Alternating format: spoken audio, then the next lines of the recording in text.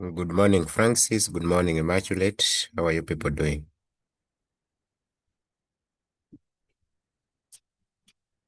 Good morning, sir. I'm good. Okay. Thank you for joining early. I guess the rest are joining as we move on. Okay. Mm. Let's just give them a few minutes. They can join, then we start off.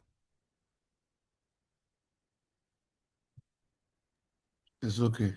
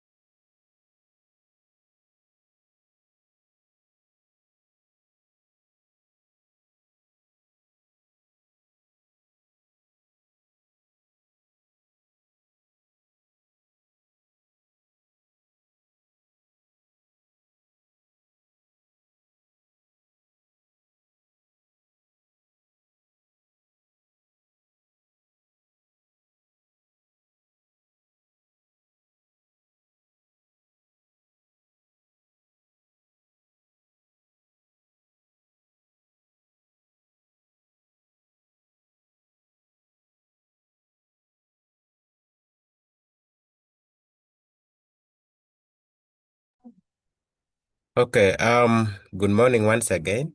I guess the rest of the people will be joining, but also I think we can take care of you who has joined early. So I'm thinking, unless otherwise, we can start off. The rest of the people will find us when we are on the way. We start with some key information that we are supposed to be having pertaining to this course. Yeah, the rest of us, the rest of the members who are joining will find when we are already on the way. And I think that is a good practice that we are going to be having moving forward. Okay. Yeah, so that those who join early should not miss out on, uh, they should not miss out, but we move and then they find when we have stepped on. Okay, let me first, I'm getting updates from my PC. Let me remove it, then we can start off.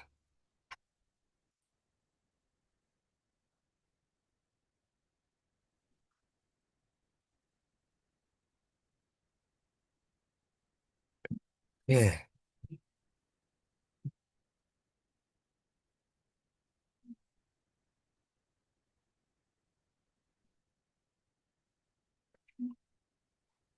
Okay, great. Thank you once again for joining. I would request people who have named themselves who have names which are not completed, you can give yourselves a completed name so that we can identify you properly.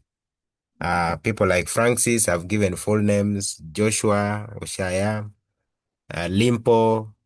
I hope I'm pronouncing that name very well. In case it's not the right pronunciation, please forgive me, but you can also give us what the right pronunciation sounds. People like Immaculate Nakanwaji, you can give you fully, you can identify you fully. But someone who is named as Luwano, Diana, please, I would request that you give yourselves a full name like the way I'm done. Okay, for those who have joined us for the very first time, my name is Johnson Owonda Komagum. I am the lead facilitator for this course, and we are going to be moving together for the rest of the time when we shall be having this course probably running. The course is a 3-month course. However,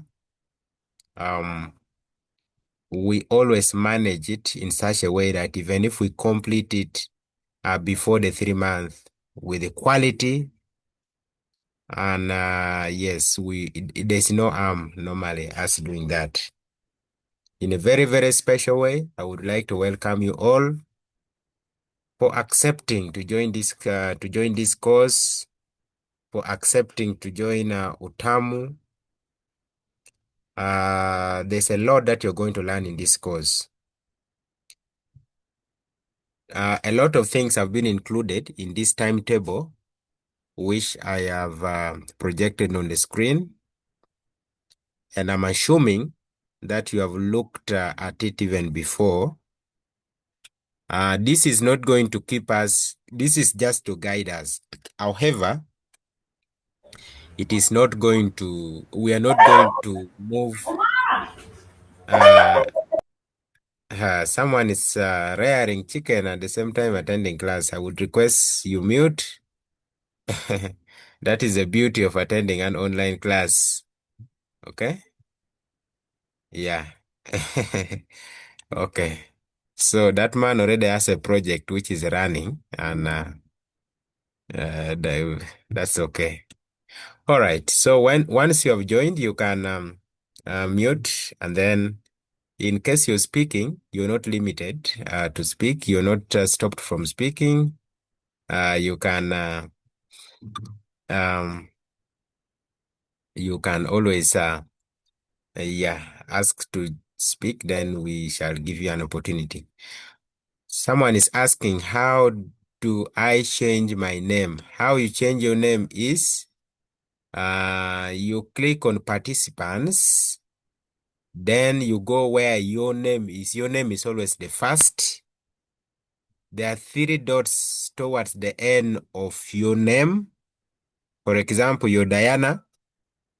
Your name Diana is the first. There are 3 dots towards the end of that name Diana. You click on the 3 dots, you will see what is written: pin, add profile picture, then rename. Then you click on rename. Then you add another name to Diana, and then you click on change. Diana, I hope you're okay. In this course, we don't assume that you asking the obvious. Okay? When someone has asked a question, we normally respond to very, very well and support the person. Very good. Yes, so I was saying, good. So I was saying, the way the timetable is just to guide us to be able to know what we are supposed to cover. We can cover it exactly the way it is. We can also change direction. Normally, we do this if there are a lot of practical aspects of the course. This is a mixed up aspect of both a little bit of a theory and then a lot of also the practical aspect. By the end of this course, I would expect that you have both a theoretical aspect, you have both the practical aspect. You can ask questions, why is this like this, but not the other way around? That is how this course is going to be conducted. I kindly ask all of you to share a lot with your experience. Whatever that you know, you will be sharing a lot. This is a very, very practical course. We don't narrow it down to theories. We don't narrow it down to the facilitator only being able to share his experience, or other facilitators who would be coming on ground to be sharing. If you're a fashion designer, if you operate a salon, if you operate a poultry business like our friend there who introduced to us his poultry business, if you're into decorations, whatever, you share by experience. And that is how we are going to be learning. I want to be very open to you that in this course that you have chosen, is a beginning course, a skills enhancement course, which places you way, way high above the rest of the people who have not attained this course. I'm going to give a practical example of myself. Okay. I took this same course in 2016, not at a term. I took this course as a short course. It was being offered.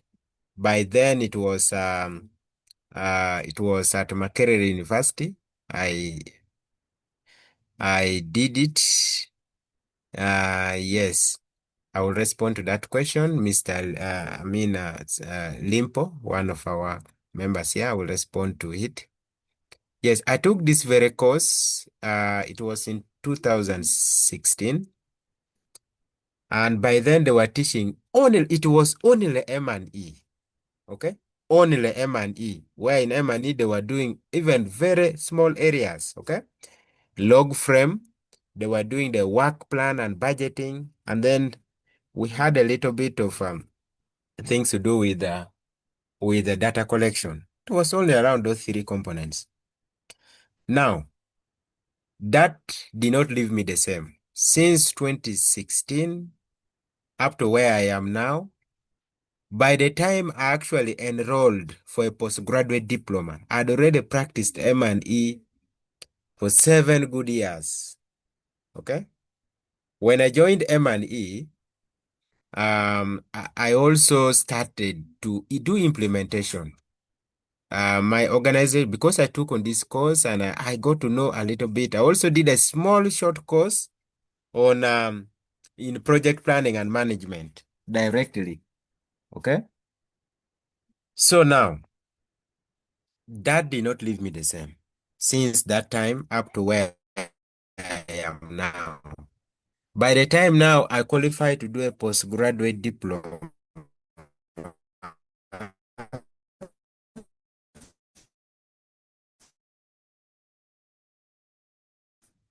it was very, very easy for me actually to understand a lot of things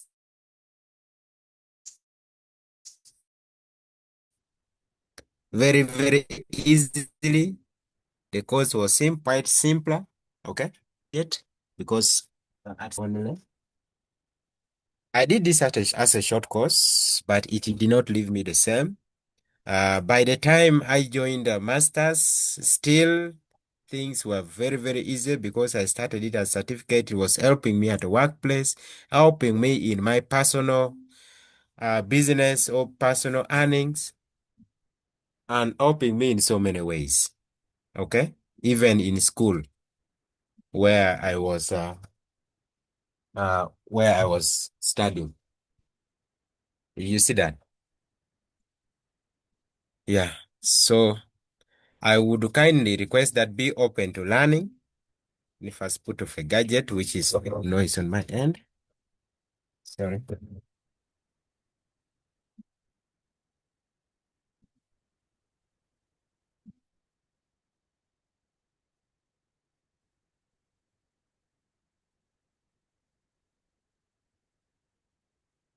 Okay. So be very, very open to learning. Be very, very open to sharing experience with your colleagues. Be very, very open to discuss. That is how this course is going to be conducted. We are not here to win. We are not here to discriminate anyone. We are not here to disagree with anybody. Even if we are disagreeing on the perspective, it is on is to enhance understanding and to make all of us have a general view. I also would like to promise you that this course you're going to get more than what you see in the timetable. Okay? For example, today is the 9th. We are supposed to be covering the project management theory and practice, which of course we are going to cover. But I'm going to give you something that you're going to be that is going to support in a project. I mean the capstone project. Okay. This is what happens. I told you last time, we don't do a coursework. We don't do an exam. We don't sit for a test. However, how do we assess ourselves? You do individual courseworks. You also do group courseworks. This is to support you be able to learn from your peers, to be able to discuss as a team.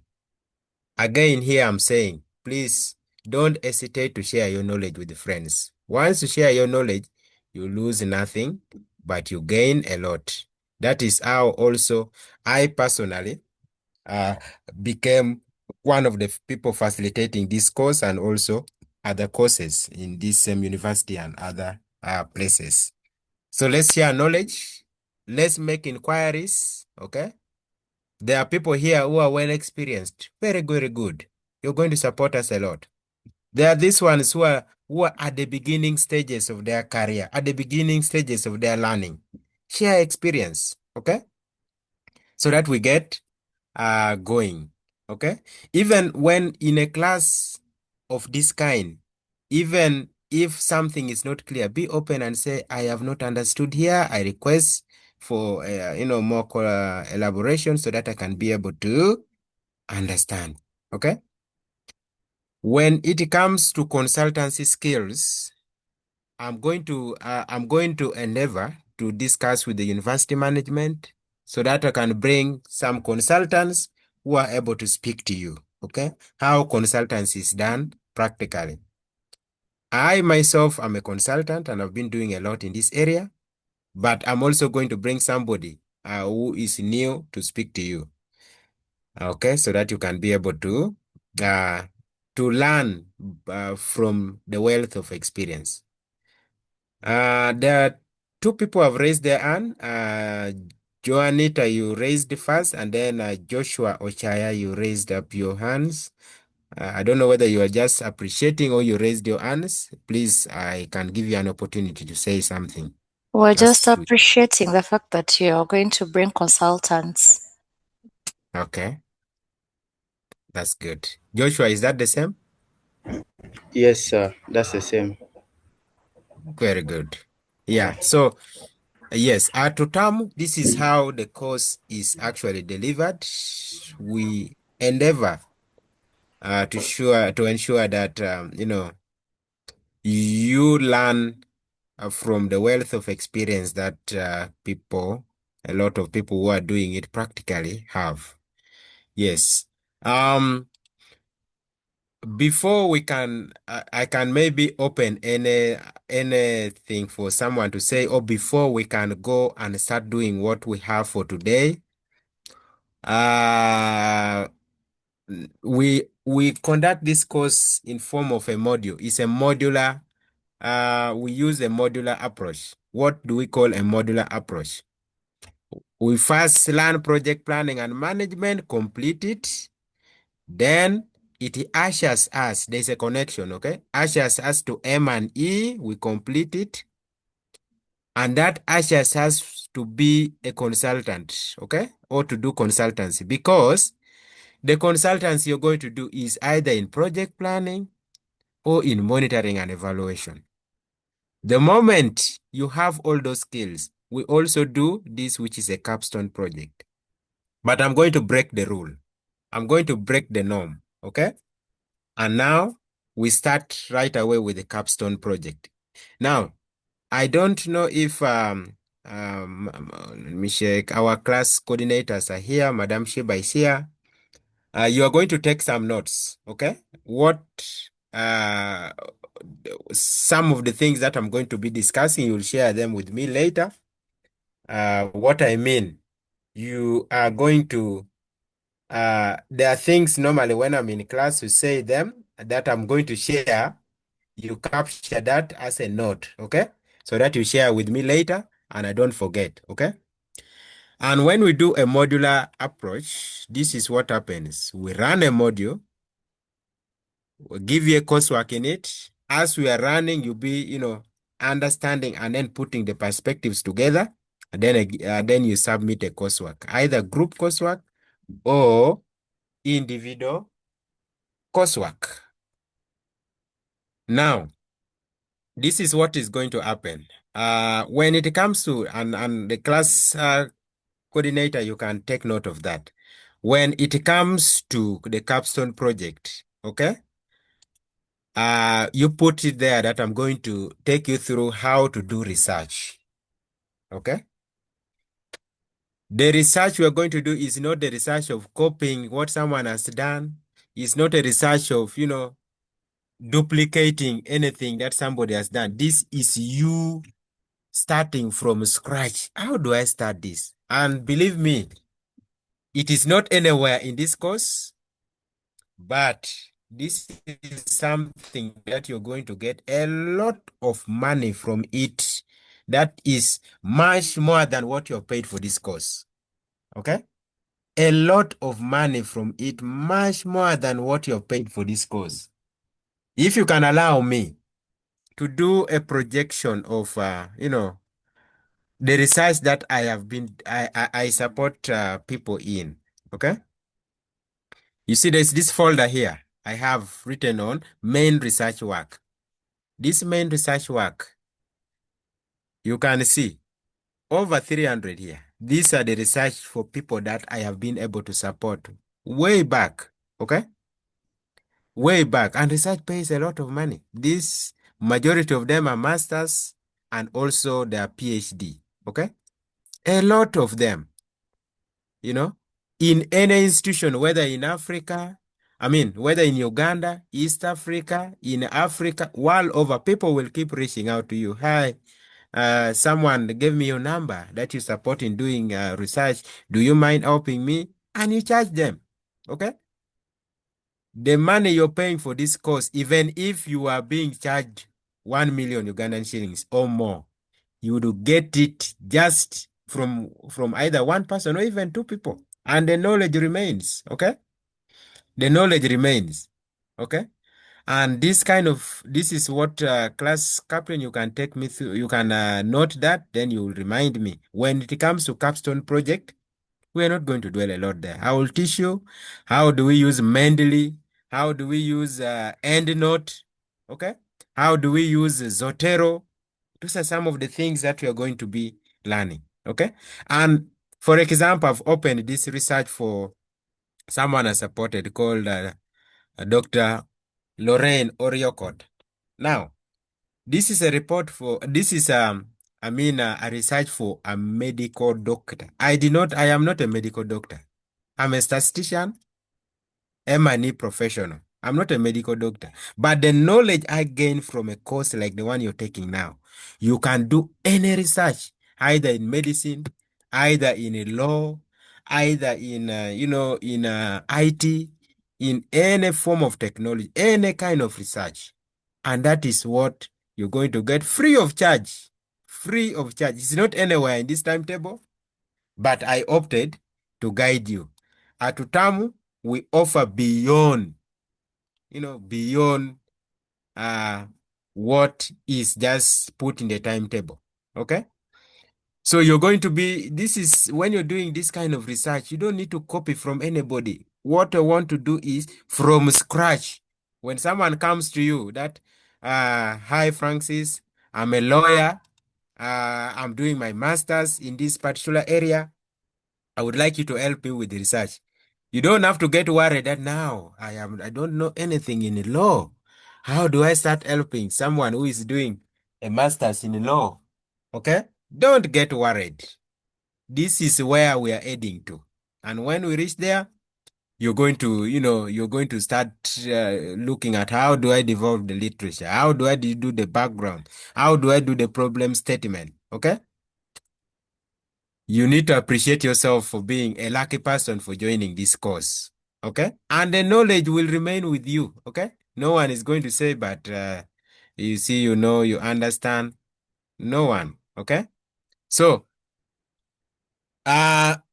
So, which means today, this is what we are going to start with. Before I can start the PowerPoint presentations, allow me to project this. This is going to be your very first course engagement. Okay.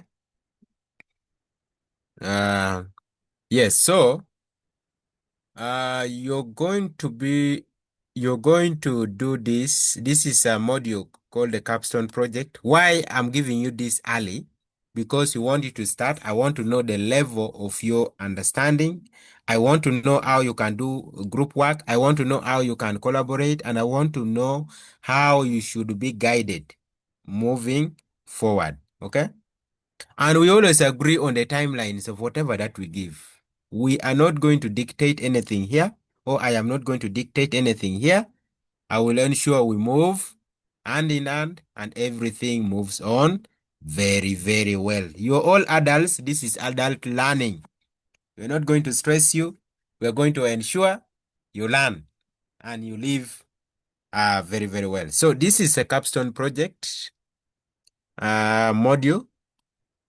And now what you're going to do, this is the question, and we are saying, prepare a comprehensive concept note or full capstone project proposal, full proposal for funding, okay? Full proposal for funding based on, let me remove this, on the following, based on the proposed community projects. Okay, I've already proposed the community projects for you. So we are saying include detailed sections such as the background, the problem statement, the objectives, the methodology, implementation plan, the work plan, expected outcomes, the budget, and all other essential components. They may not be limited to what I have proposed here that you should include. They may not be limited, but at least these are the key or the major ones, okay? These are the key or the major ones that you shouldn't, that you should have. This could include other things, the personnel, You could include the monitoring and evaluation of the project, a lot of other things that you're going to include. Now, what are the projects? Group 1, you're going to form a number of groups. Group 1, okay, normally we have been maintaining to either 2 or 3 groups, okay? Either 2 or 3 groups. If people become many, then we see how more other groups can be created. Group 1, we have one compulsory project, which is project 1. Group 1, you're going to do mushroom growing as an income generating project or a project in mushroom growing. Okay, simple. That is a compulsory number. Another project you have, that is project 2, community rabbit rearing for livelihood improvement, or rabbit rearing as a project. Okay. Group 2, you're going to do the same compulsory number, that is the mushroom growing, and now you're going to add the laundry services. Okay. The laundry services. Yes, that is for group 2. Group 3, mushroom growing, and then the shoemaking. Okay, as your project. In case you feel like you cannot do the laundry services, or you cannot do the shoemaking, or the community rabbit rearing, you can choose from one of these 2. Either the bakeries or a project which is starting up a washing bay. Is this clear? Is there any question from what so far I've said about the capstone project?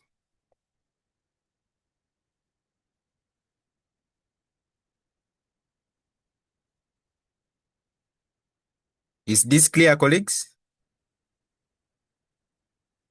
Yeah, for me, I think it's clear. I don't know for others. Very, very good.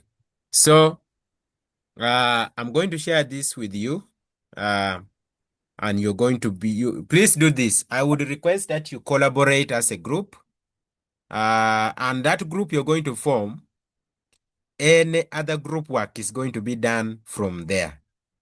Don't be selfish within your group. Share your knowledge, and also, please don't hide. Be accessible to your group members. Do work together. After this, please, you will position yourself. I believe all of us are young people. If all of you are young people, okay? You can be able to write a number of projects, okay? Or you can guide people in it, how to do community projects, okay? That is why we have not brought something so broad. How can you start, a factory? We have not brought something like that. We want to narrow it to something you can do. I'd actually included others like community garbage collection. Okay. I had actually done all those. I had also included the community vegetable growing. Okay. What we call kitchen gardening or backyard gardening. I had included all those, but for now, let's manage this. Okay. So the class presidents, you will take note that at the time when we are going to be doing the capstone project, I will take you through how to use at least 1 or 2 referencing tools. I'll give you one, okay? And I will start with the Mendeley, okay? So that by the time you graduate from this course, you are a very great researcher. Even when you go for your master's, when you go for your PhD, things are very simple for you. Do your research on your own, not copying, but mastering the process of everything that is going to be done under this particular course, regardless of what you have studied, whether you're an accountant, whether you're an IT person, whether you're yet to study a course, regardless, all we want is all of you being at the same level, growing in whatever that you do, improving your managerial skills, improving your ability to manage a project, to have some questions that here at least I would expect to see this and that, because you already have the knowledge. Okay. If that is all, allow me to move to the next step and then we start. I don't know if anyone has something to say. Is there anyone who has something to say Yes, before sir. we can get going? Yes, Francis. I want to know, like, how would the group be formed? Is it by you or the coordinator? Okay, very good question. I that the coordinators are going to form the group. We already asked members to register in the groups. So the coordinator, you will do an Excel grouping. By an Excel grouping, maybe let me say you pick the first. Let me see how many people are in the group. So far, who have registered in the group, there are 19. Okay, let's say 20. 20 divided by 3. At least you get this one's fit for 3 groups. Okay, let's have 2 groups for now. Let's have 2. The rest of the people who are going to join, who are going to be coming in, will join. Uh, will form their own groups. Okay, whoever is registered there, put them in their own groups. So you can say from number 1 up to number 10, those ones are going to be in group 1. Okay. From number 11 up to 20, you're going to be in group 2. But the class coordinators, you can be in different groups. Madam Shiba, you be in another group, and then Abat, you be in another group. Okay? You can do it like that. Now, within your groups, choose who is a leader. The coordinator should not be your leader, or the coordinators should not be leaders of the groups. They're already leaders, general leaders of our group here. Okay? Yes, so you form CPMME group 1 or group A, CPMME group 2, and then you have the members. Okay? For now, let's take 10 members. Since you're 19, the other group is going to have 9 people. Other people have not yet registered in the group here.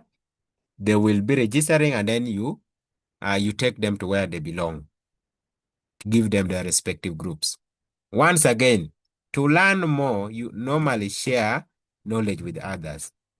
Even if you know a lot, please, that helps you, but also be in a position to help other people to be able to learn. Okay? By sharing your knowledge, you lose nothing. Sharing your knowledge with others. Okay? Okay. Any other concern?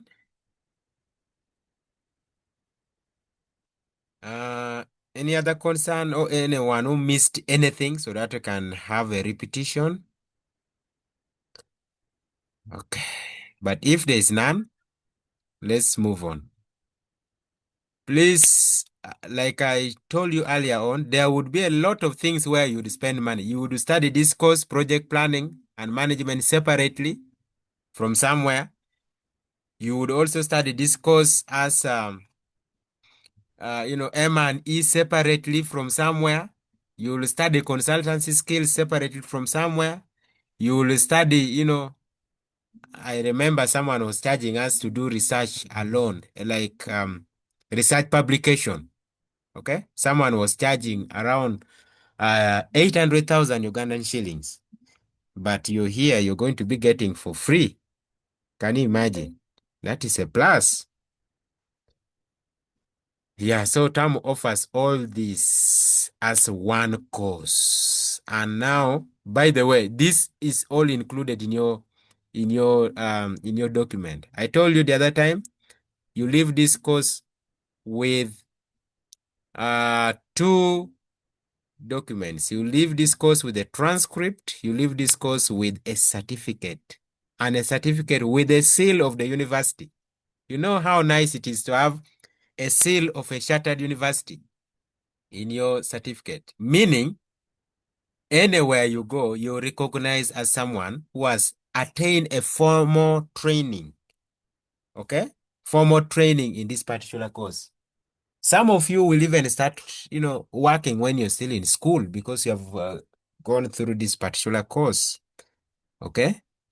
You will tell us the story when that time comes. Okay, so if there's nothing, allow us move forward and then we look at what we have in this particular course. I mean, in this particular module of project planning and management.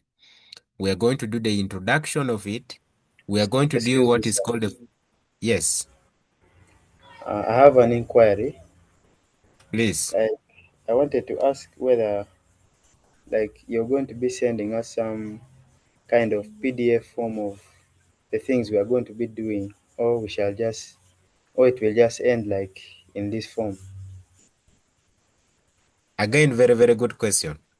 Mm. Um, you are going to have all these resources shared with you. Okay. All these resources are going to be shared with you. However, you will access them through the e-learning platform, meaning the moment we have covered this, I will be going on to upload it on the e-learning platform. This is what I normally do to make it simpler. Okay. We cover what we are supposed to cover on a Sunday. I mean, a Saturday like today. We cover what we want to cover on a Saturday, a Sunday also. Then I upload both of them on the Sunday evening on the e-learning platform, and you can be able to access them. Okay. That is how we normally do it. However, other than that, as we go through these things theoretically, I normally get to share something done practically that is going to be going either through that will be sent through your email, so that you can always refer to them even if you're done with this course. Okay. For example, if you need a budget which has been done practically, which has been funded. Okay. We are not speaking from the skies. Okay. I share with you a budget, maybe from around 2 or 3 institutions or organizations, and that is going to guide you. So this guides you how to do a budget even 50 years from now, even 5 years from now. Okay? Yeah. Or even if you're running a consultancy, this will be able to help you. I hope that is okay. Yes, Mr. Arthur, are you raising your hand or Yes, you are saying please. bye? Yes. So my question is, if Uh, they are uploaded on the portal, how long, for example, after the course, can we still access the portal to have that material? Is it downloadable from the portal, or that is what I need to get clarity about? okay. I think from what you people are asking, I think it would be okay actually even to start from there. It is to start from the e-learning platform. Um, yeah, it's downloadable. Whatever is there, you can download it. Okay. If it is an assignment, you also get to know that this is an assignment given. Just give me a minute or less to manage the noise around my location. Just a second.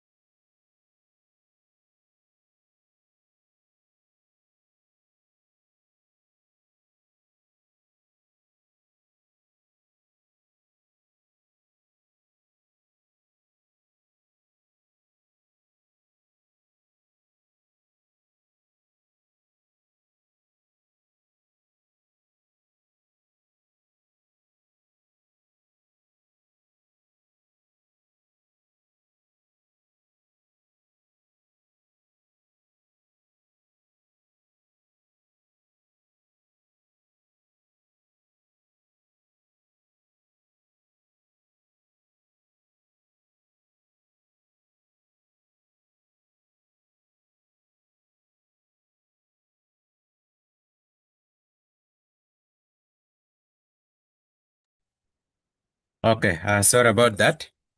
Yeah, so, Arthur, based on the question that you ask, you can always access all these things from the e-learning platform. Okay.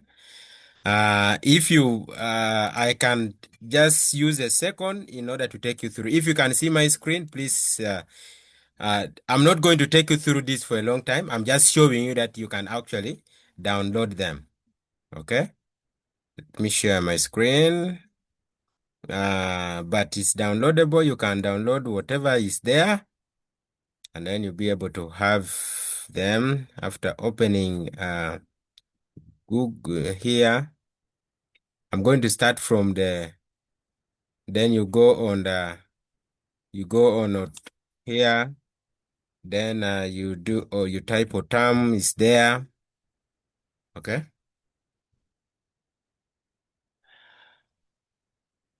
After that, you can see e-learning platform is here. E-learning platform is just here on this interface. Last time, Francis took us through this. Maybe since it was day one, some people did not pay attention to it. You click on the e-learning platform, and then, and now this is our course. Okay. This is our course, M26. I click on it. These are the resources. So there's also a link here for this class. Okay, so no one should be asking, where is the link? Where is the link? The link is already here. Okay. So if you want to join, you just click on it, click on that M26 CPA blah blah blah blah virtual class link. Here it will tell you join. Okay. Why mine is showing start meeting? Because I am the host, I am the one who created. Okay, this one will tell you join meeting, then you can click there. If you want to view recordings, the recordings are also always here. Okay, then you can go and then you start the recording. Like the one I shared with you is just right here.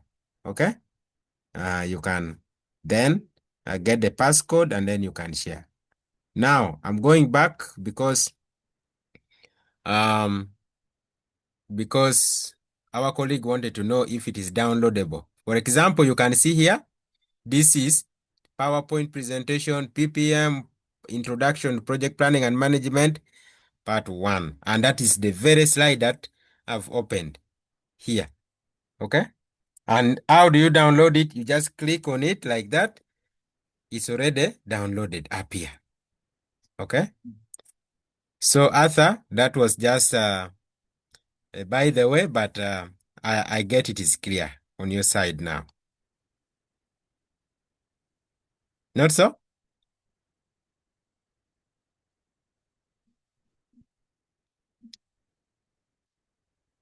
Okay.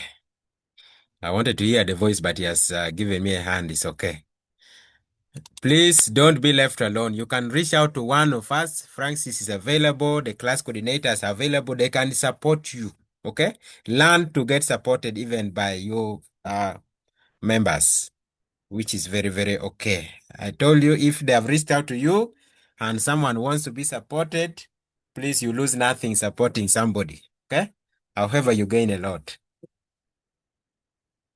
At this point, we share knowledge.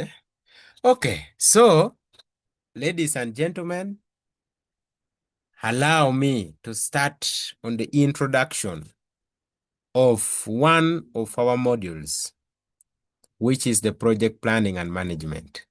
Okay? We're going to look at what is the overview. What concepts do you have under this? The definitions and the rest of other things under project planning and management. Okay? Now, before we can go there, I want to open a discussion right from here.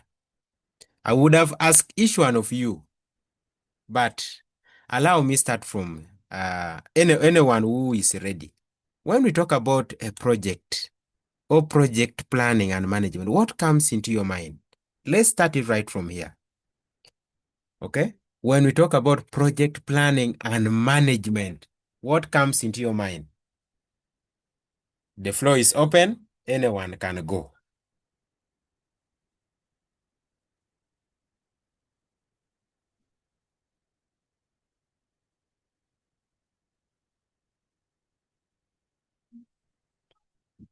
Should I assume you all know what project planning and management is, or should I assume we are all starters in this?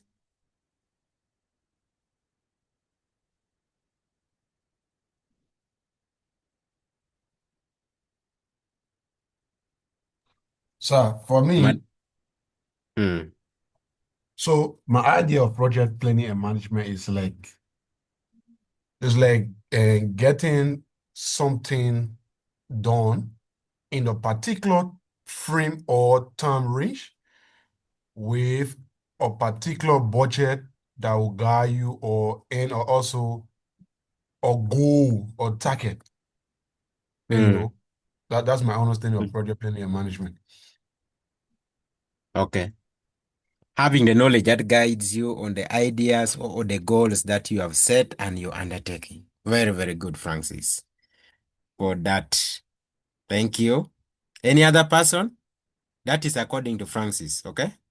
In research, when you're doing research, you always see them writing Francis et al. Okay? Johnson et al. Maybe 2026. Okay? What does that mean? It means that particular definition or that particular point is according to Johnson based on research he did in 2025. So this is according to Francis et al. 2026 May. Okay? Thank you so much, Francis. Any other person? Maybe I can get one last, then we can continue. Yes, Joy?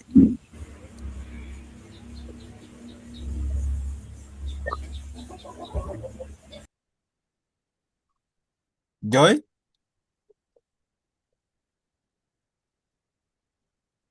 Joy, in case you're speaking, we cannot hear you. Maybe Joshua, you can go next. Yes, I think I I can say something small about your question. Mm. Uh, what I understand by the project management and project planning and management concept is that, like, when you want to start an activity, there is the first thing maybe you do is like brainstorm or get different ideas and solutions, like, to make that activity to like run smoothly, like, throughout. Hmm. That's what I understand by that. Okay. Um, Good. So, according to Joshua, with the project planning and management, is sitting down and then you draw out what you're going to do, and then you ensure that whatever you have been planned is executed very, very well. That is according to Joshua. Good. All that you have said, Joshua, Francis, and the rest who are thinking about whatever they're thinking of regarding this topic, is that you're right. With project planning and management, you look at every aspect that happens from step one up to the very last step of the closure of the project. That is the project planning and management. And in this case, we are going to look at all those particular steps. The slides are here just to guide us, but the most important thing is our understanding of all this. Okay? Yes. So, what are the key um, aspects of project planning and management that we are going to cover? Okay? We are going to look at the introduction of it.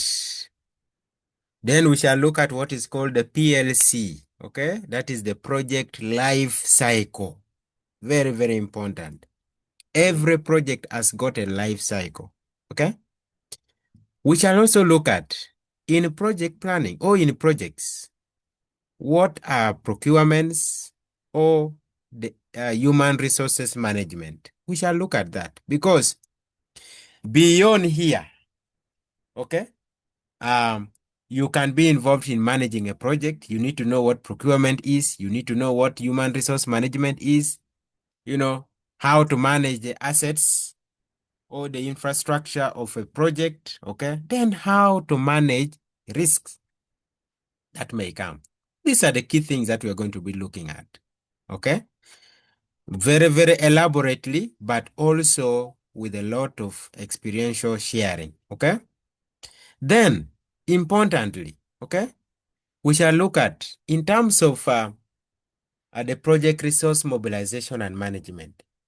Currently, everyone is speaking about resource mobilization. You know why? The United States funding is out of the global map or out of the globe now. Every other person is trying, every institution or NGO is trying to look at where is money coming from. Okay? How can we bring money to the organization? That is when you start hearing conversations such like, our resource mobilization is running low. Okay? Our resource envelope, sorry, is running low.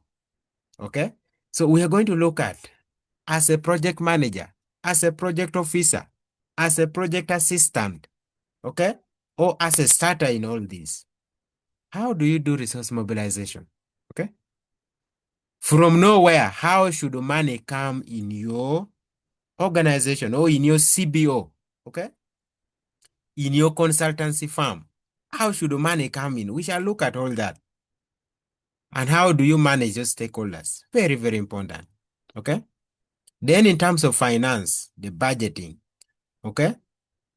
We shall also look at that, the theory and practice. Now, how do you do leadership and decision making? So many people here were saying, I want to improve my managerial skills. Improving your managerial skills is all about how are you a great leader? How do you make a concrete decision? Whether you're young or whether you are advanced in age, what matters most is what kind of decision are you making? Okay? What kind of leadership aspects are you taking? Very, very key in this particular area. We shall look at that. Okay? What are some of the traits that you're supposed to have as a leader, as a decision maker? We shall look at all those. There is a nice part also when it comes to this. What are the traits that brought down some of the formerly successful leaders? I like that particular part. Okay?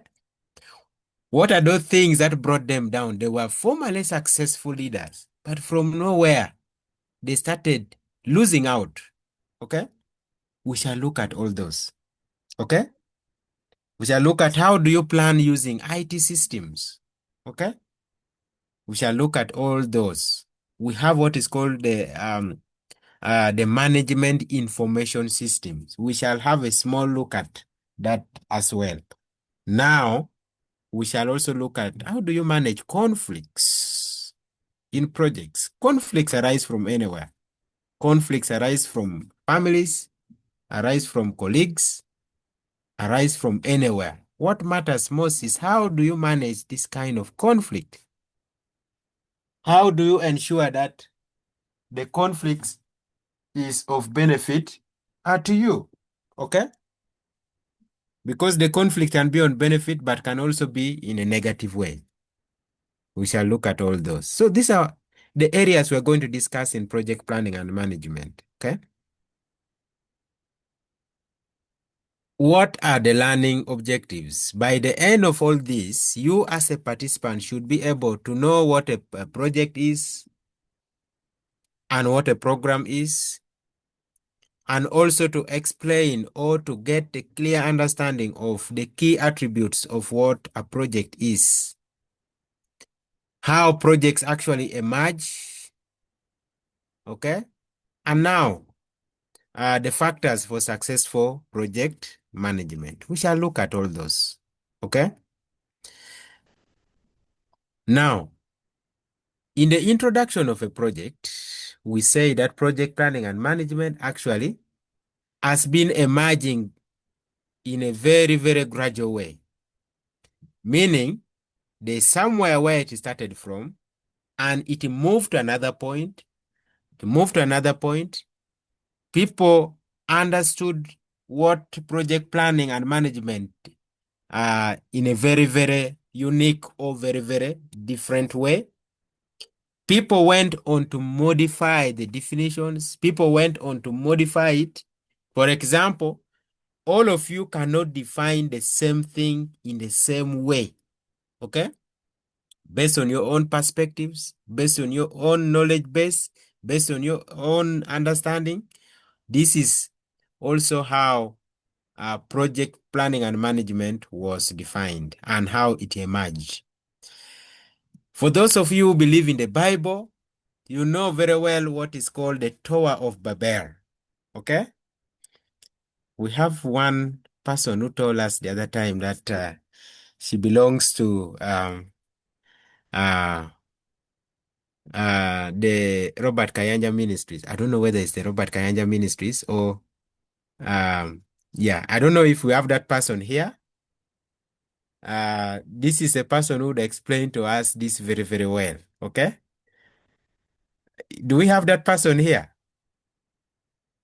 Someone said she's one of the tutors in one of those institutions under a ministry. Okay, maybe you'll explain to us later about that. But what we're trying to say is that biblically, there's what we call the Tower of Babel. Under the Tower of Babel, a lot of work started to move on. From there, people were doing all the work together. And Bible scholars normally say this is where also different languages came into existence when the Tower of Babel was being constructed. Okay? People have agreed in their own ways that, okay, let us now construct a tower that moves up there in the sky or moves up in the heavens. I don't know where it was going to stop. And from nowhere, uh, there was a confusion that was brought up by God, and people started speaking different languages because the plan of God was people should multiply, subdue the world, you know, but they wanted to construct kind of a wall fence that should prevent people from moving in different locations. And now God confused them in a technical way, introducing different languages. Okay? Someone is saying, please bring for me a motor, but they're saying it in a different language. According to our context here in Uganda, someone is speaking in Runyankole. For you, you're hearing it in Acholi. The other one is speaking in Lumasaba. You're hearing it in Lukbara. You see that? And so on and so forth. Francis, which language do you speak in where you come from? And then our brother, Limpo, which languages do you people speak? I'm assuming you are our friends, but from other countries.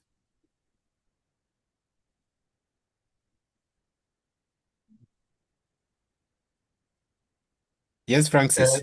Yes, for me, Mm. we speak English. English is our primary language. Mm-hmm. Yes. But we also have other traps. Like we have like 16 traps apart from English. Where do you Yeah. belong? I belong to the VAR trap, who speak VAR. Okay. Did you say you come from, is it Liberia or Sierra Leone?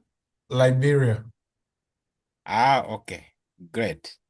Yeah, I had an opportunity to visit Sierra Leone for when I was working with an organization called Restless Development. That was around that was in 2018. Yes, Great. we share border with Sierra Leone. Okay. Yeah. Great. Okay. Yes. So our brother Limpo, please also tell us the right pronunciation of your name. I may be making a mistake.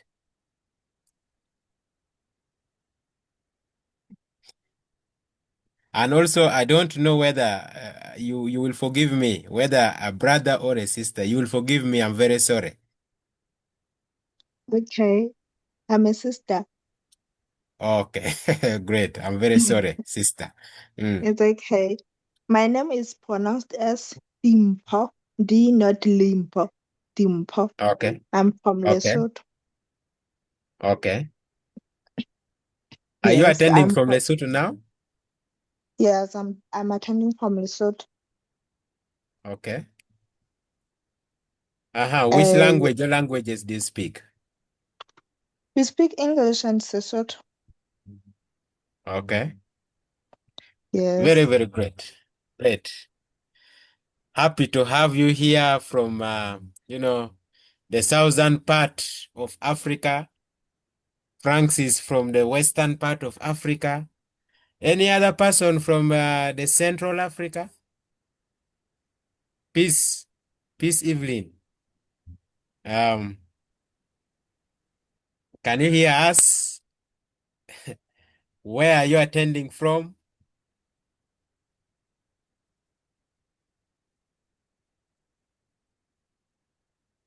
Peace, Evelyn. Are you around?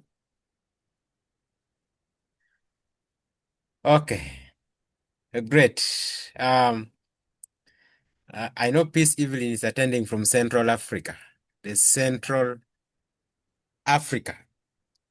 That is the Republic of South Sudan. Okay. So, colleagues, very, very good. Thank you for, being part of us. And the rest of us who are attending from Uganda and all other countries, very, very okay. We are going to be learning this. So, back to what we are discussing.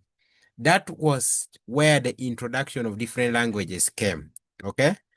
So people were speaking different languages and they could no longer understand each other and the project collapsed as easy as that. According to what we call the book, the body of knowledge in economics or in monitoring and evaluation or in project planning and management, we have different books, okay, which we use as our primary guides. We even have, we have a lot of them. We shall be introducing them. According to the to the body of knowledge, that is the book, which was published in 1974, okay? It was called the Project Management Body of Knowledge. That is the PM book. They also, covered a lot of things regarding project planning and management. Okay, good. That is coming. Okay.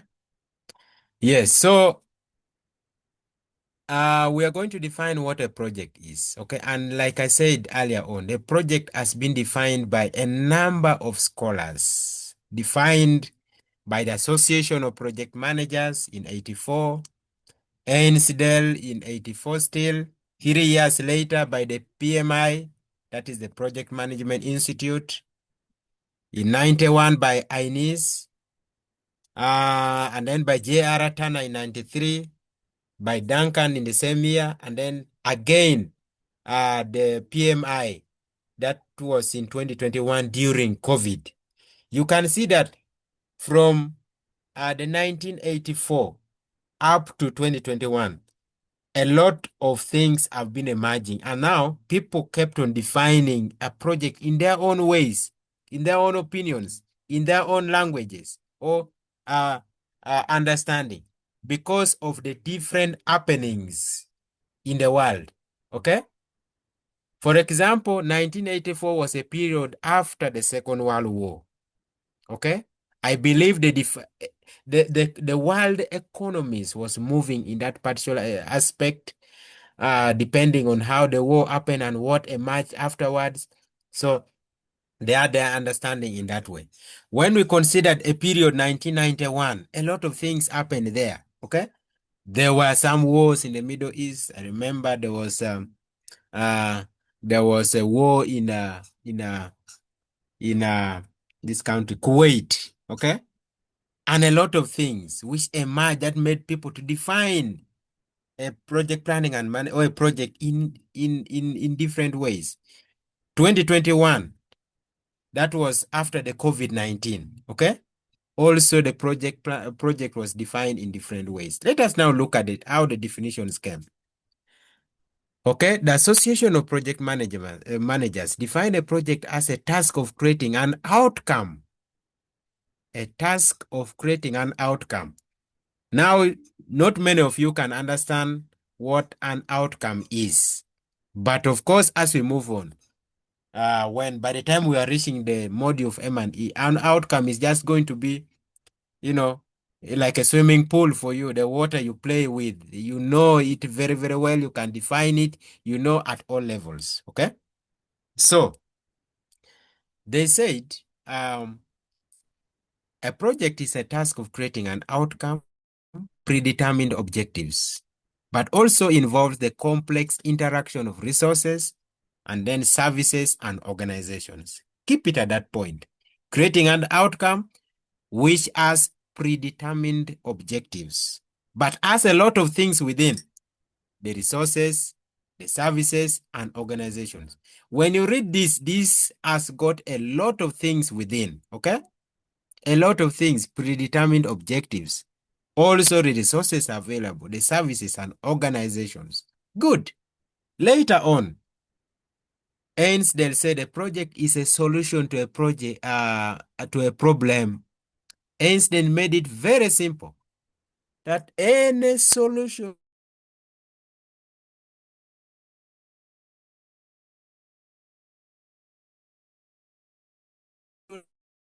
that is a project according to Ainsdale. Okay?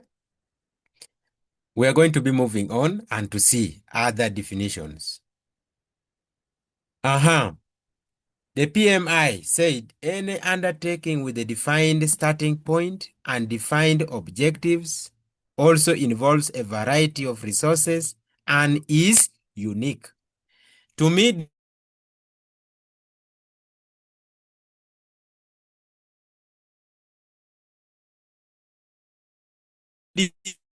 this appears to be a modification of the first one. Okay? Just a second.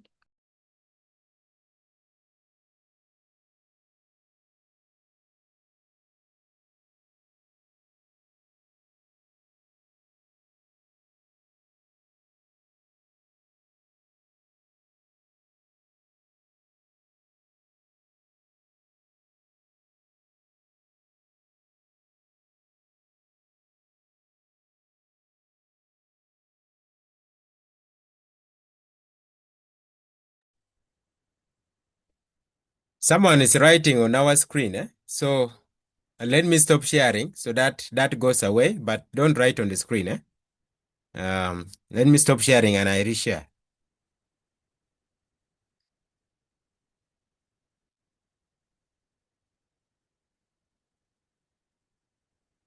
Can you all see my screen?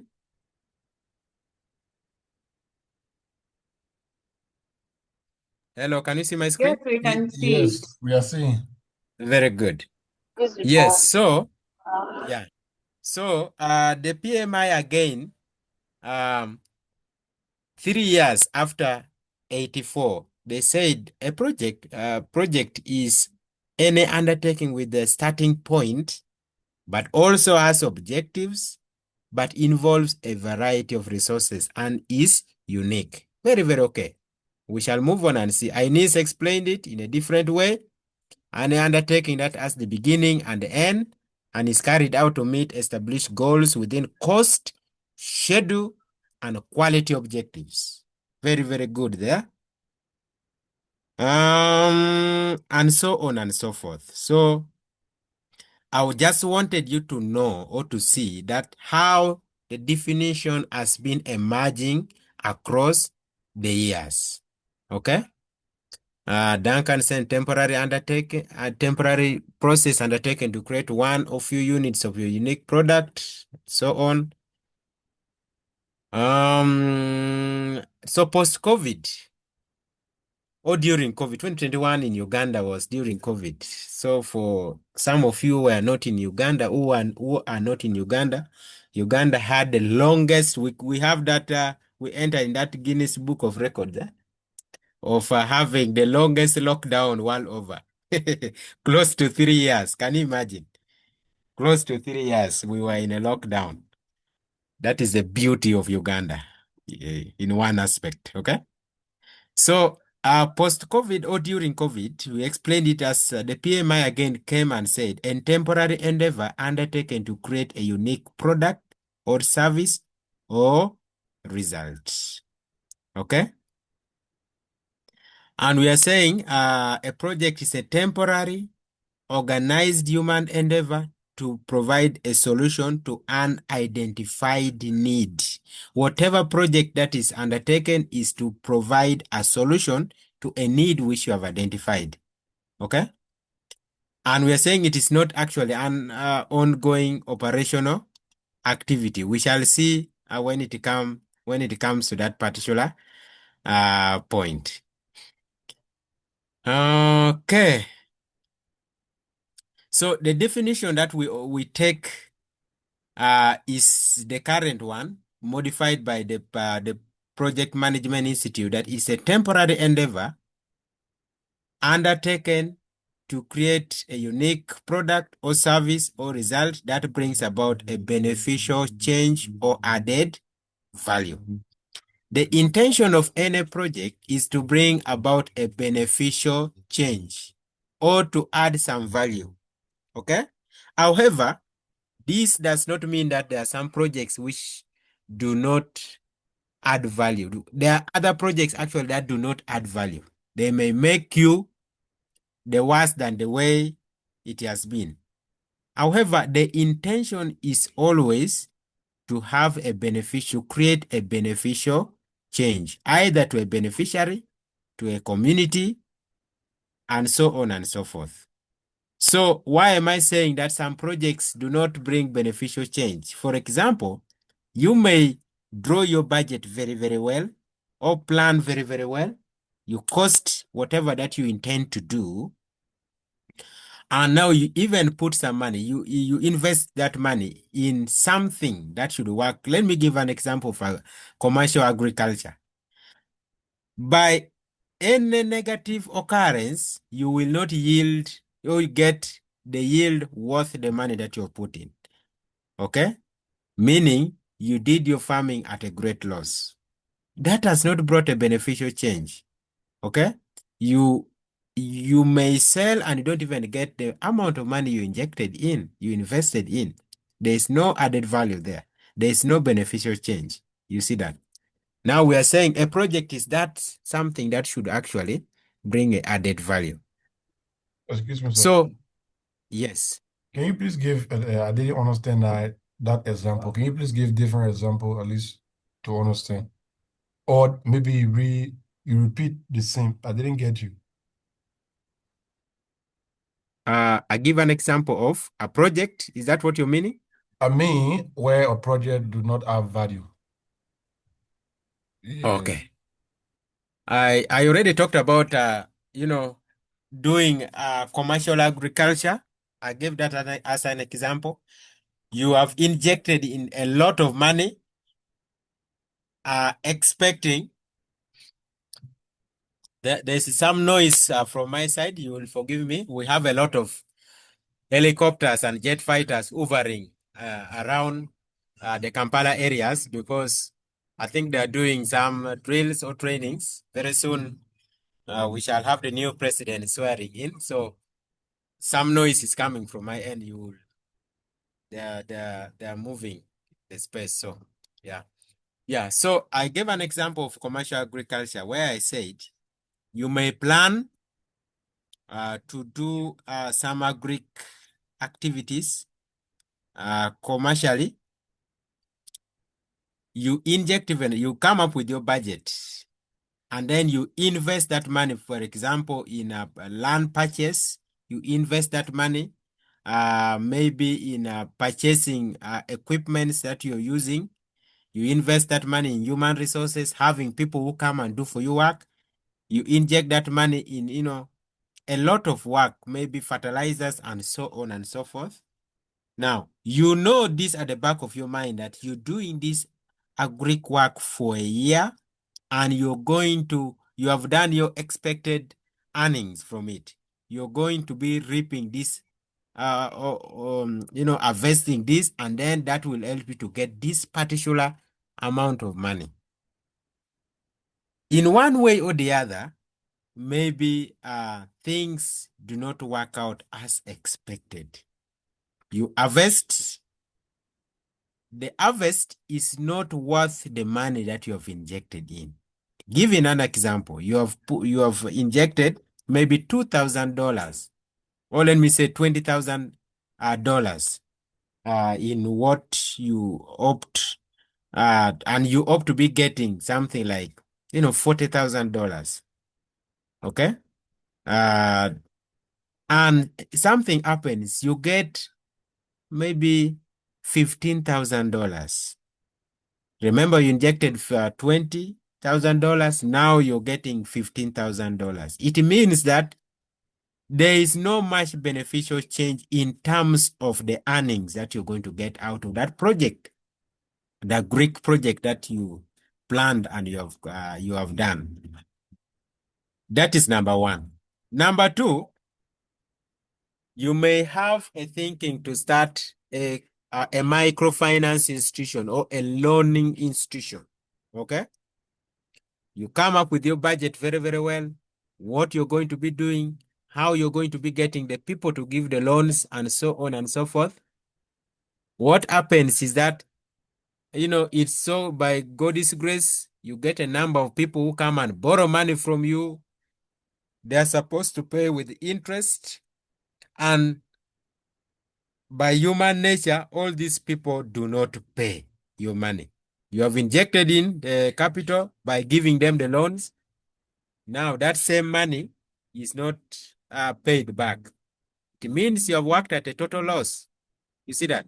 Your project actually has failed because of some other factors here and there. Those are a few examples that I can give of now. You may also be having some of the projects that actually do not create that beneficial change. Okay? I've given an example of workable projects, but also there are projects that are run by NGOs, for example. Okay? Where they come up with a project and it doesn't yield that beneficial change to the people. For example, you can make a very good write-up, and even you get the donation or funding for it. How you're going to be supporting the boy child and the girl child in school. You plan to conduct it in a given location, or in a given region, or in a given country by anything that you cannot control. You don't actually get the buy-in. The people do not come to join your project to be funded, okay? Or, to be supported in school. They don't go to school, okay? You plan to have people to go to a given school. You don't have the learners there, okay? You have planned to support, let me say, 200 young boys and girls in school, but you don't get, or you get like 5. Is that really creating a beneficial change based on what you have planned? Not that way, okay? You find that meeting your target, you need so many years, which your budget may not allow. Those are a few examples that I've given. That is why to start up a project, be it a community project, be it, a countrywide project or program, you need to plan critically. That is why people go and do what is called a feasibility study. Okay? We shall look at that when that time comes, still under this. People do a feasibility study, and that is to understand what or how the project should create a beneficial change to the people. What opportunities are already there? What is their strength? What are the opportunities there? The threats, okay? And so on and so forth. Okay, so we are saying in either way, the following should be noted about the definition of project. It is time bound, meaning it should be having a starting point and then the end point, a fixed budget, or should be having a budget attached to it, a target or an objective to achieve. Some people call it a goal to achieve. Okay. The activities should be logical in nature or interrelated. When you do this, it should lead you to complete the next activities, and so on and so forth. Also requires a teamwork, that is the human resources. And then it is also possible to have a project or a sub-project within a bigger project. Let me give an example of that. You may have a malaria control project or program. Let me call it a program, since such is a countrywide initiative. Okay. Now, the malaria control program is one big one. However, within that big program, you have a sub project, for example, the mosquito net distribution. That is number one project. Project number two under that, you have the awareness creation. Okay? Moving in different places with Kazindalo. Kazindalo are these speakers that people move with in the communities, and then they'll be announcing, please clear bushes in your home. Please, we have the village L teams will be moving to your homes to spray your homes against mosquitoes that may cause malaria. Okay, that is the awareness creation. Okay, you may also have a sub project which is the training programs for VHTs.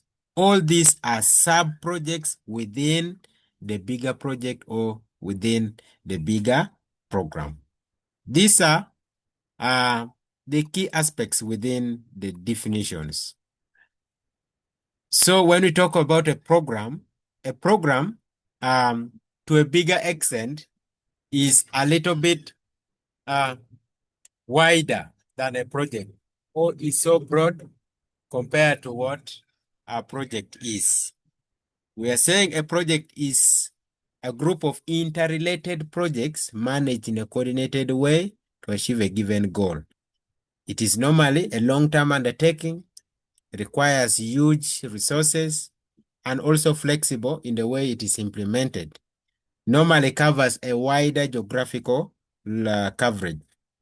Let me give an example of in Uganda, we have what is called the Emyoga program. We also have the PDM, the Parish Development Model. Okay. Now, all those are aimed at supporting the citizens all over the country. You can see that within there, it has also a number of things. It has the trainings, it has the financing, and so on and so forth. Okay. Long-term undertaking, because normally it is planned for a very, very long time, supporting the young people long-term and in different aspects. It requires a lot of financial resources, a lot of human resources, and other assets. And since it is covering the whole country, it is in different or in all the regions. We are saying large projects may also be called the programs. We have, for example, the construction of a power dam, the road or railway, which is covering, which covers a period of time. What are some of the examples of programs? The HIV. I'm moving now a little bit faster because this is just the introduction. Okay. You'll allow me to move a little faster. Where you see that I need to adjust, feel free. Okay. Okay, we have the HIV and AIDS control program. It's a countrywide initiative. Agricultural development program can be a countrywide or regional. The road sector development program. The road sector development program normally covers the whole country, or they may say this time, the government may say this time our focus is on the central region for the period of 6 months. After that, we shall have our focus directed to eastern and the northern regions. Okay. We have the Uganda country capacity building program. I talked about the Emyoga. Emyoga is a government initiative which supports different people who are the economically active. The economically active, we have the saloon operators, we have the mechanics, we have the veterans Emyoga circles, we have the taxi operators in Uganda. We have what else? Those who are in carpentry, those who are in the welding. We have the persons with disabilities circle. Now, Emyoga has 18 categories of what we call the economically active. And under the Myoga program, I can confidently say I worked under that program. I was the first M&E specialist in that particular program until when I moved on to another organization. So I implemented a Myoga countrywide. Yes, we have the PDM, Parish Development Model or Program. I talked about the mosquito net distribution project, which can cover the whole country. What are some of the types of projects? Public projects. They are also called the government projects because they are initiated and funded by government funds. Okay, we also have the private projects. Okay, private not for profit or private for profit. Okay, for example, the projects that I gave you under the capstone, those are the private projects, your group projects or your own project. Okay, you can say my project is just to help community members. It is not for not for profit. Okay, or this project I'm running, starting up a poultry farm or a poultry, yes, a poultry farm in this particular area. After this, I'm going to sell it to the community members. That is private for profit. Okay. Or you're going to do a social enterprise whereby you're going to be giving asset loans, motorcycle loans, or grinding mill loans. And that is a social enterprise. You're helping the people, you're giving them asset in form of loans, but also they're paying you with some profits. Okay? Social enterprise. We have joint venture where we have the public-private partnership, the PPPs. Okay? Where the public or the private companies work hand in hand with the government, or private individuals work hand in hand with the government. Okay. Let me give an example. For those who know, we have the arm construction farm or the arm construction arms. Okay. For Mr. Ham, you know Arm, the one who has constructed buildings along the water trenches, where water used to flow on the Nashivubu channel in Uganda, where now people are calling it the Strait of Hormuz because if it rains, there's too much water that gathers in that particular area. You can see that Mr. Ham and his company, they operate, a private kind of project, and the government decided to work with this private person, and that is what forms the public-private partnership. Can be in so many areas, and now this private company or a private individual is funded by government or is supported to run a number of projects. Okay. We also have the joint service oriented projects and product oriented projects. We shall understand that. What are the main characteristics of projects? We say temporary endeavor as a specific start and then the end date, aimed at creating a beneficial change, must create value to what is being looked at. Okay. So if you're a project manager, okay, or a project assistant, or you intend to start any project, you must have at the back of your mind that this project that I'm starting must start in this particular week or must start in this particular month, and within this period, I should be ending or getting something out of it. That is what we're calling a temporary endeavor. Even if you're doing a poultry kind of project, you know very well I'm starting this particular month with buying maybe chicks or buying birds which are 1 month old. I'm going to rear them for 3 months, then I sell. You see that? That is what we're calling the temporary endeavor. You create for yourself a timeline of when something is supposed to happen. Okay? Should be able to drive change to support you or support other people and then create value.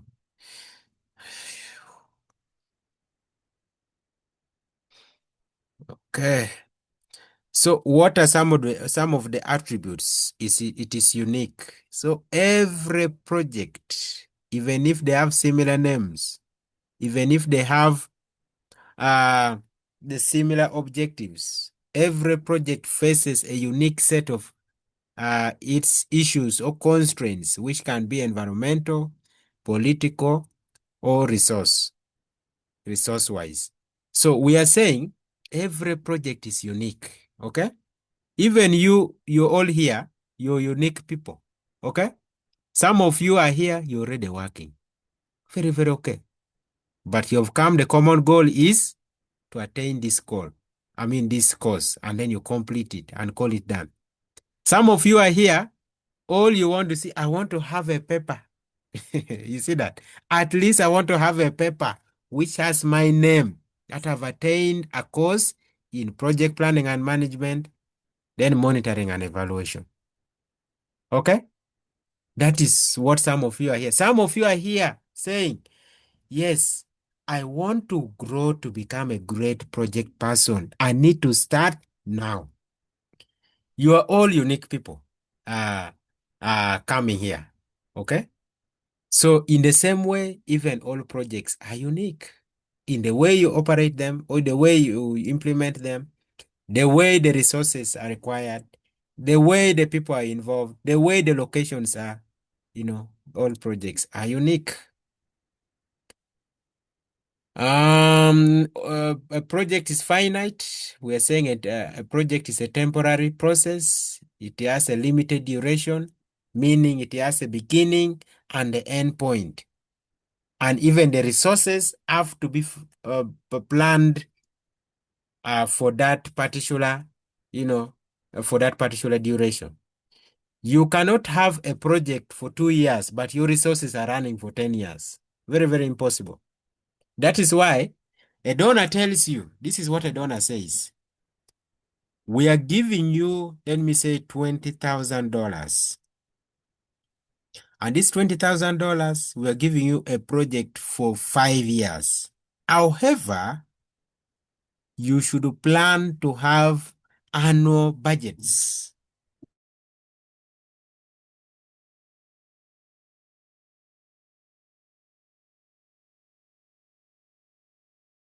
Every year, okay? And break it down to be done within that particular duration. That is what we are calling a limited period, okay? Your project being run for a limited duration. What else? We are saying multiple resource, discipline or organizations. There are so many people who are involved in the projects, okay? And then people of various disciplines. If it is a project, for example, at a workplace, you have a human resource person, someone who studied HR. You have a procurement person who studied procurement. You have an IT person, someone who studied technology or IT. Okay? You have M&E person, someone who studied either statistics or project planning and management, or who underwent through a formal training in M&E. People of various disciplines. But when they come together, they are all implementing this one project, which is maybe aimed at supporting the girl child in school or aimed at supporting the youth in school. You see that? That is what we are calling the multiple resource disciplines and then organizations. Okay, because they are cross-functional.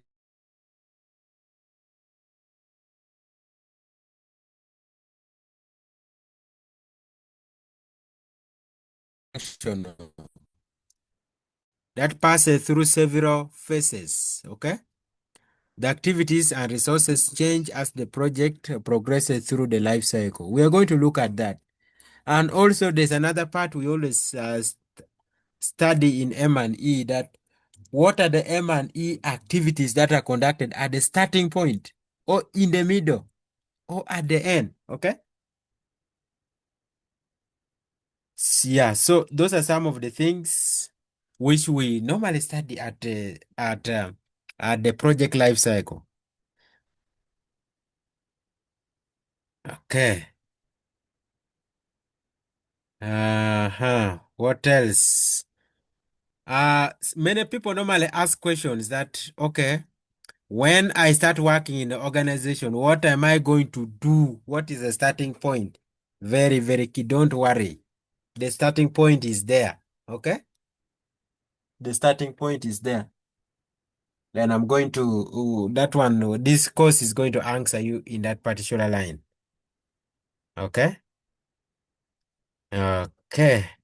Now, when we talk about the project life cycle, this is a logical sequence of activities to accomplish the project's goal, purpose, and objectives. The logical sequence, meaning we have this as the starting point.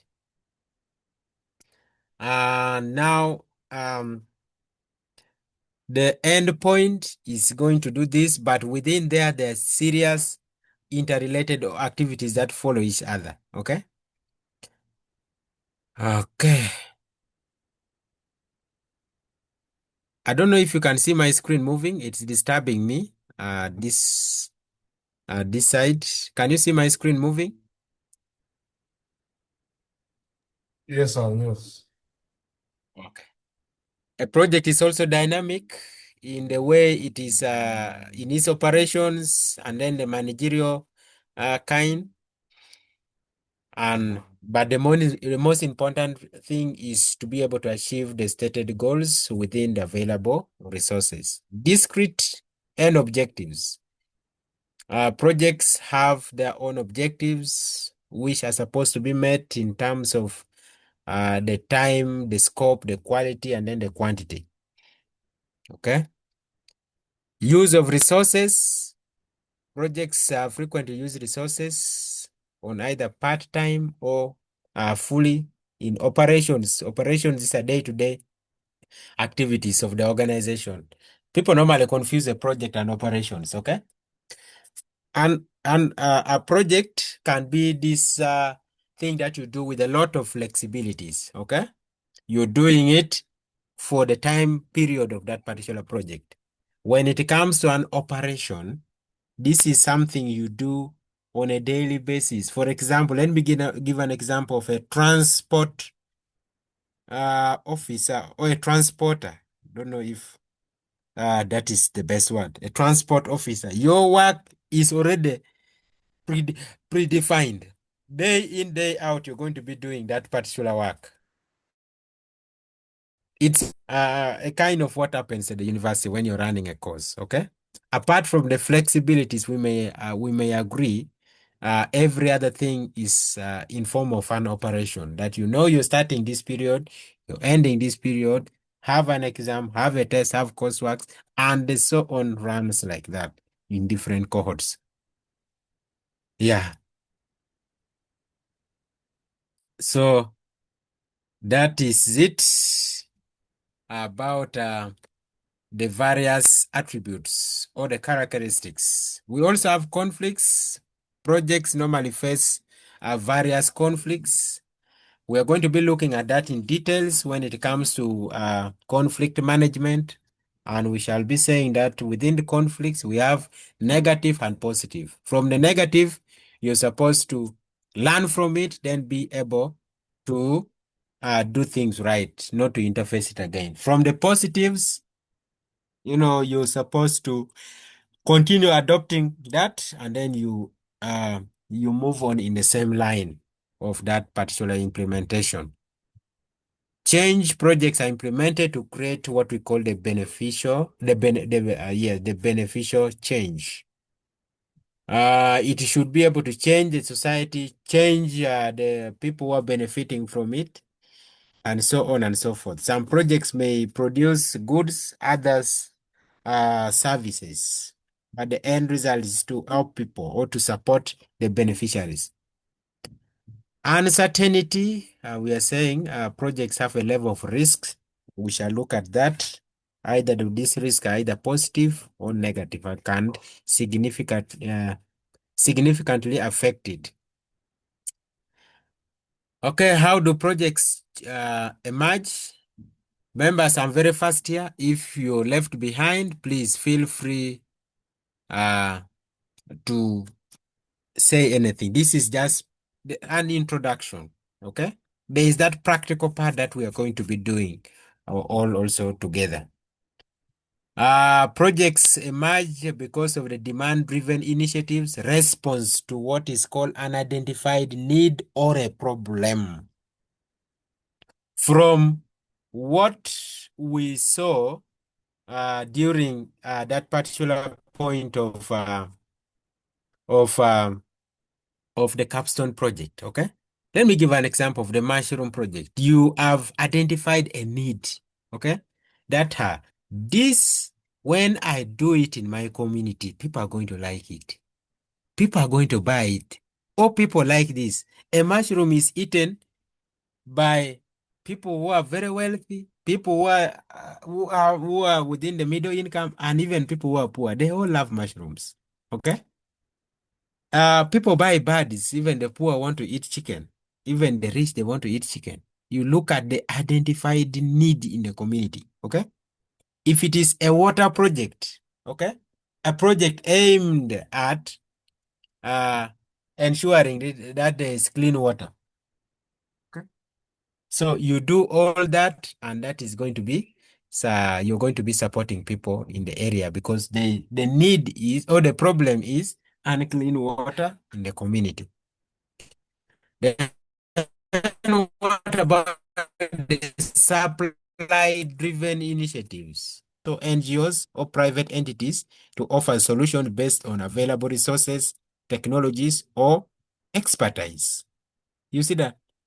Donors may come in your area and then they say, I think this particular area, they need this, this, and that. And they write concepts for it.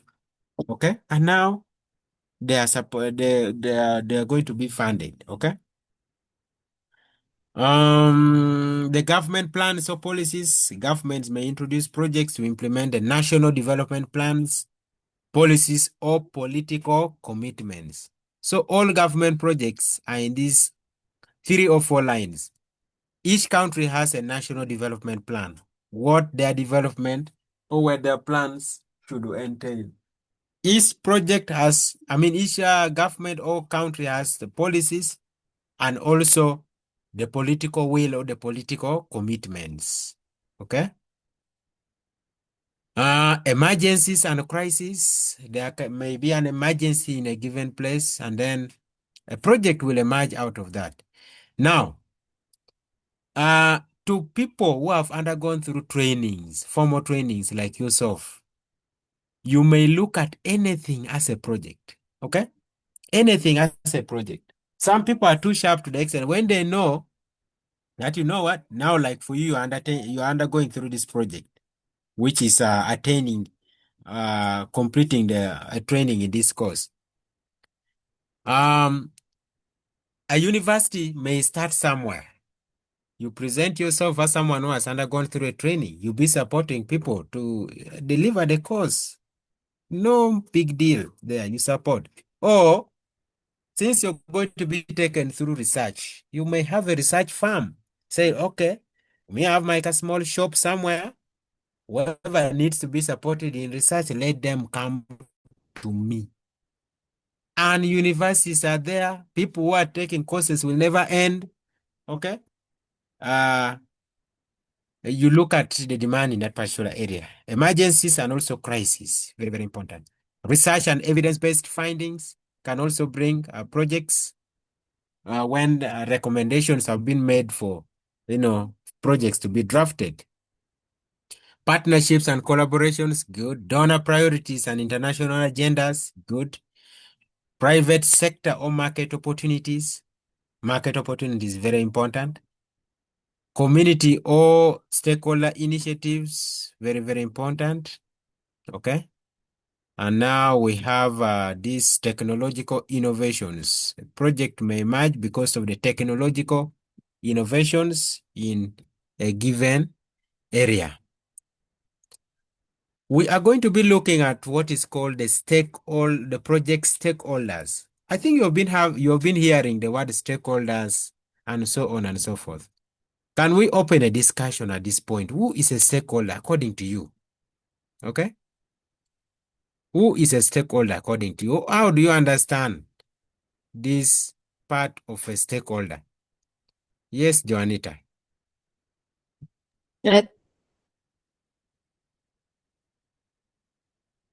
Code is basically everyone that is involved in a project. We can look at the funders or the donors, we look at the project managers, we look at the end users, we look at everyone that is going to take part, whether someone is going to be directly involved in the planning, in the execution, or in the end point. Even the people that, I would say, an example, maybe construction of a stadium. So we look at the banks that are going to give in loans, the people that are going to give us the fundings. We're looking at the government. We are looking at the football, the federations. We like everyone. We look at even the environment, the community around, because you cannot start up a project without involving the people around. You have to know how these people are going to be affected, how they are going to be maybe shifted to a different place. So we look at the community as well. We look at the suppliers. We look at the people that are going to use the field when it is ready. Yeah, so that is what I understand by stakeholders. Everyone that is involved in a project, whether from the start to the very end until it is done. Very, very key. Thank you so much, Joanita. Nothing much to add there. She has explained it the best way possible. A stakeholder is whoever will be involved, whoever is going to be affected, whoever is going to be supporting your project in different ways here and there.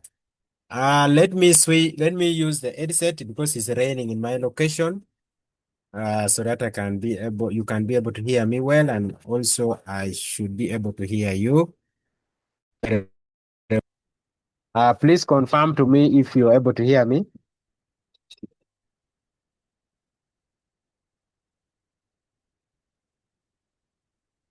Okay, great. So now a stakeholder, like Juanita said, is that particular person that supports you or that is involved at any point in the implementation of your project. Okay? Doesn't mean the stakeholder is only a donor, but the stakeholder is anyone who can support the implementation of that project. The government is a stakeholder, the donor is a stakeholder, the staff or the people you work with, those are stakeholders, the community members are stakeholders, the beneficiaries are stakeholders. So there are different levels. Please, in case you cannot hear me, feel free to alert me. It's raining very, very heavily this side. And now, when you're doing stakeholders management, you always do what is called a stakeholder analysis. The stakeholder analysis helps you to know who are the project stakeholders. How do they influence the project? How does the project also influence them? Very, very important. How do you identify your stakeholders? How would you manage your stakeholders? Okay. The class captain, you can also take a note of this, that I'm going to share with you a stakeholder analysis tool or a stakeholder analysis guide. Okay. This helps you to know the influence of your stakeholders, who are they, how you can work with them. Class captain, that is now part number 2. Please take note of that. You will remind me. Okay. Okay. So that is what we shall look at stakeholders management ahead. But very, very important to know who is your stakeholder. How do you work with them? How do they influence your project? How does the project support or influence them? And how do you manage? I mean, how do you identify them or bring them on board? And now, how you can be able to manage the stakeholders. Stakeholder management is very, very important for anyone who is a project person, okay? Because even if you're a consultant, you need to work with the community. Those are stakeholders. Know how to manage them. Even if you're doing data collection, you know how to interact with them. Okay? Colleagues, can you hear me? Someone is saying I'm so low.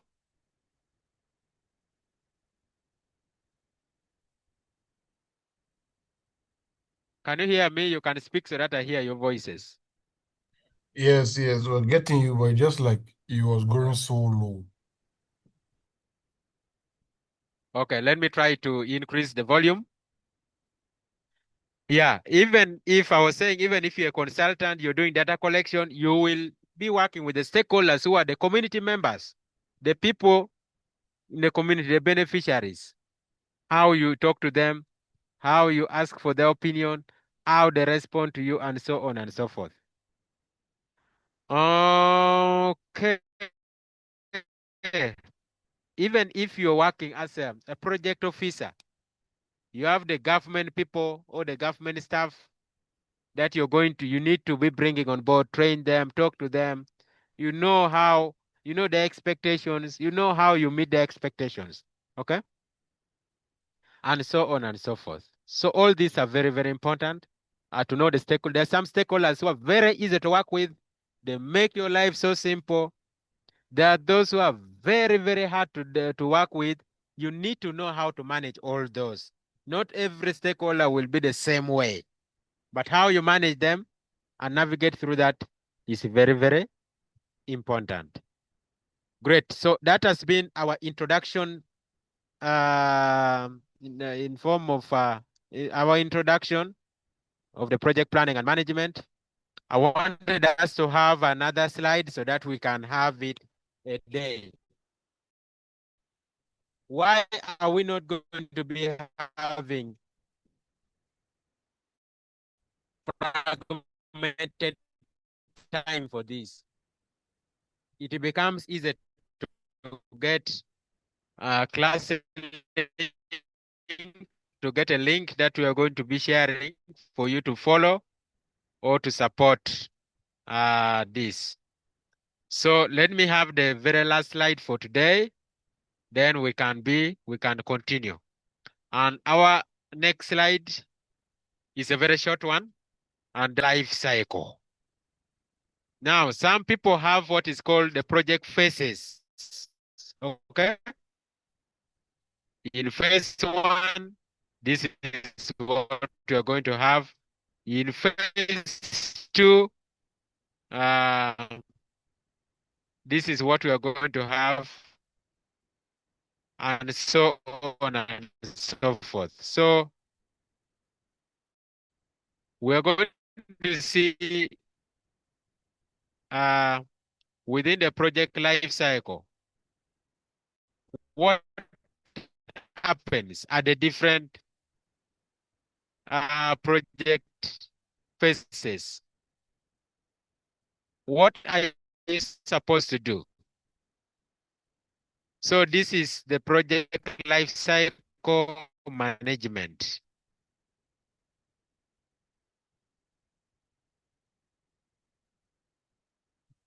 Okay, someone is saying my network is not clear. I told you it's raining here very, very heavily. But I hope you can get me. We are almost completing for today with this. So the objective of this is to understand the stages of a project life cycle and also to equip you with the knowledge of tools and techniques used at the different life cycles or the different stages. We are going to, it will help us to develop skills in implement, including the scope and then the quality to build capacity for effective monitoring and evaluation.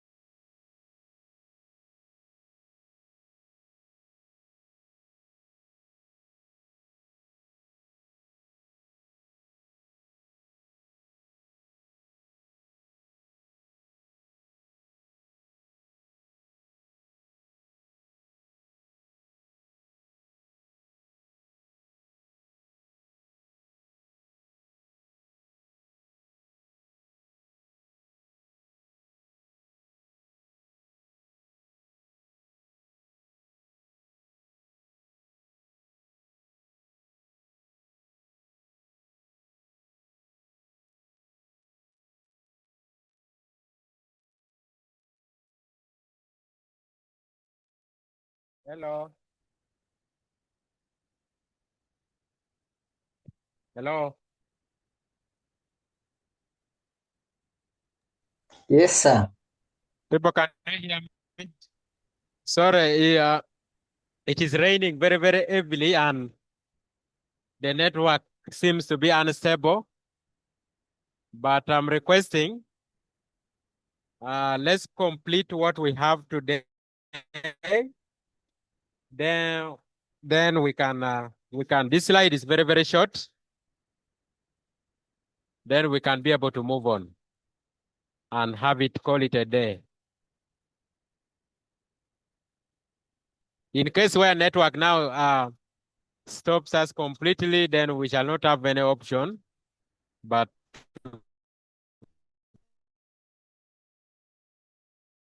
begin from there.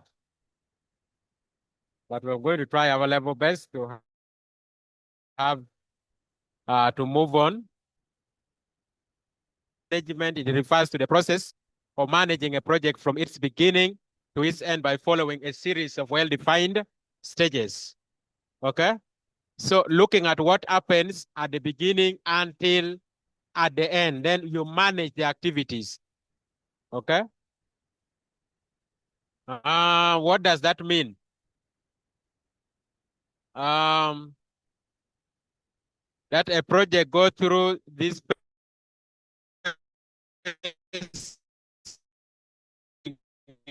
implementation.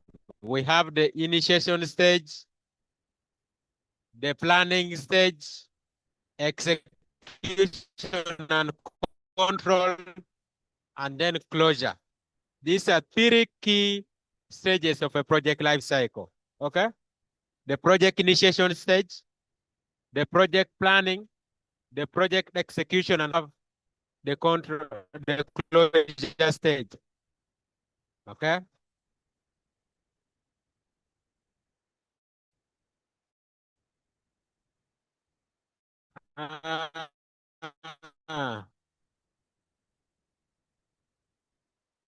Now, at the project initiation stage,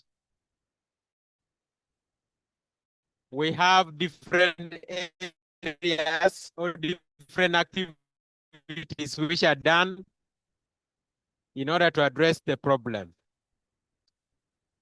At the initiation stage, there are a lot of things which are done, the tools and then the techniques or the activities. You have the environmental analysis, the stakeholder analysis,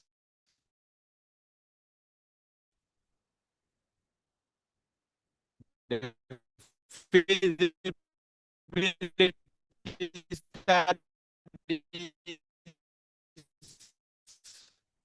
the needs assessment, analysis, the project analysis, the problem analysis, then the objective analysis, and the project charter. So all this you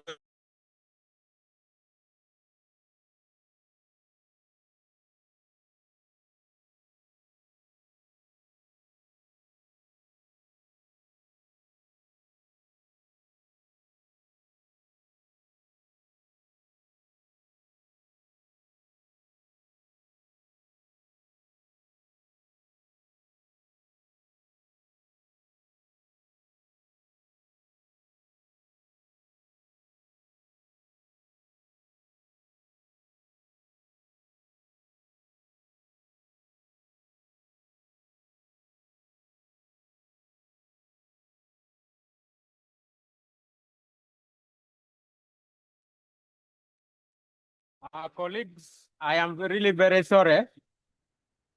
I'm going to request you kindly that to allow our class move on very, very smoothly. I think on this particular part, which is the project life cycle, and also where this is where our first coursework is going to be coming from. I would request that we allow or we give ourselves time to understand this very, very clearly. When it is very clear, when it's not raining, and when I can hear you and when you can hear me. So I kindly request that let's pause it here at this point, and then we join tomorrow. Do you think this is okay on your side? Okay. However, I would request that if we can join our class early, let's have our class started earlier than the 2 p.m., 2 to 5 p.m. tomorrow, so that we don't miss anything according to the way our timetable is. We want to move the timetable without missing, without skipping anything, okay? So I'm kindly requesting if we can have our class started either at 9 or 10, so that by 11 we are done with our class, or by midday. It's a humble request on my side, so that we don't have a lot of back and forth, a lot of missing our class here and there. Is this okay? If this is okay, Yes, I know sir. the time may not favor everybody, but also let us be considerate to ourselves, and then we finish this course, or we finish what has been planned. So let's start on tomorrow at 9 a.m. and I will be sending, or I will have your coursework ready, so that for this particular module, so that as we look at the budgeting or the costing, as we look at the human resources, you can always go and then you start doing your project or your coursework. Thank you so much. Tomorrow, either 9 or 10 a.m. we can discuss that in the timetable. Whether 9 or 10, I am very, very okay. But by midday, we should be done with our class. Or 12:30, we should get done. Okay? So thank you so much. Allow me to appreciate you on how our day one has been. Of course, we have been disrupted by the network issue or the rain, but we shall compensate that tomorrow. We start from the project life cycle, and then we get going together with what we plan to finish with or tomorrow. Thank you. Have yourselves a good day. The class captains or class coordinators, please form our two groups or your two groups and be discussing. You may not include me in your groups. The mode of discussion, you will agree with your members. You choose who is your leader. Of course, great, thank you. So you will have a Word document of that coursework, and also you do a PowerPoint presentation of that. So you will submit both with the names of the people, their registration number. And that is going to be the way we are going to award you marks for this course. Thank you. Have yourselves a good day and a good afternoon.